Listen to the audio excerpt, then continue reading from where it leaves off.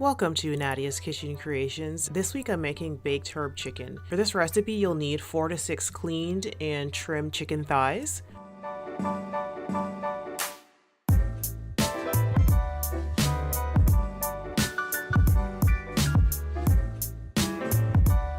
So I went ahead and added some black pepper to taste, half a teaspoon of turmeric, half a teaspoon of paprika. Then I went ahead and added half a teaspoon of garlic powder, half a teaspoon of thyme, half a teaspoon of dried basil, quarter teaspoon of dried rosemary, and half a teaspoon of oregano. I also added 1 small onion, roughly chopped. Mix well so your chicken pieces are evenly coated with the herb mixture. You'll also want to cover this and refrigerate for at least 1 hour or up to 48 hours. When you're ready to bake, you'll preheat your oven to 375 degrees Fahrenheit or 190 degrees Celsius, and make sure to remove your chicken from the fridge 30 minutes to an hour before baking. I just used a cast iron pan. You can of course use any baking pan or sheet that you have. I used foil for easier cleanup. You can of course use parchment paper or just go ahead and bake right onto the pan. I also decided to add a sweet potato just to make it a 1-pot meal.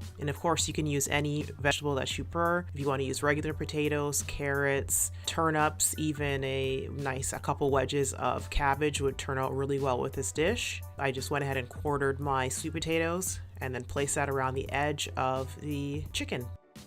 And then add about 1/4 cup to 1/2 cup of water. Then you'll bake this in your preheated oven for about 40 minutes. Times will of course vary by oven.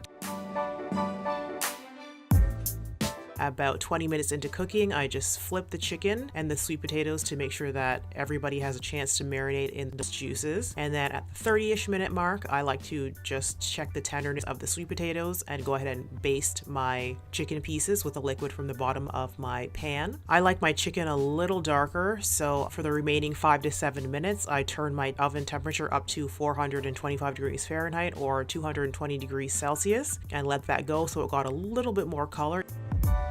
If you're okay with your chicken being a little paler in color, go ahead and leave it at the same temperature for the remainder of the baking time. And then once the chicken thighs are out of the oven, I just again like to baste them once again before serving. So that is my baked herb chicken. Make sure to serve it hot. You can of course serve it with the sweet potatoes or any vegetables of your choice, with a nice fresh salad or rice, quinoa, or even noodles would be really good. These baked herb chicken thighs are great in sandwiches the next day, in wraps, or chopped and put on top of a salad. Thank you so much for watching Nadia's Kitchen Creations. I do hope you enjoyed this recipe. If you're watching this video on YouTube, please don't forget to subscribe to Nadia's Kitchen Creations and click that notification button so you know when I upload new videos to this channel. And if you're watching this video on VidMe, please don't forget to follow, hit that upvote button, and of course leave any comments or questions. Any shares on social media are greatly appreciated and help this channel to grow. Thank you so much for watching Nadia's Kitchen Creations. Your time is very, very much appreciated. I will see you in the next one.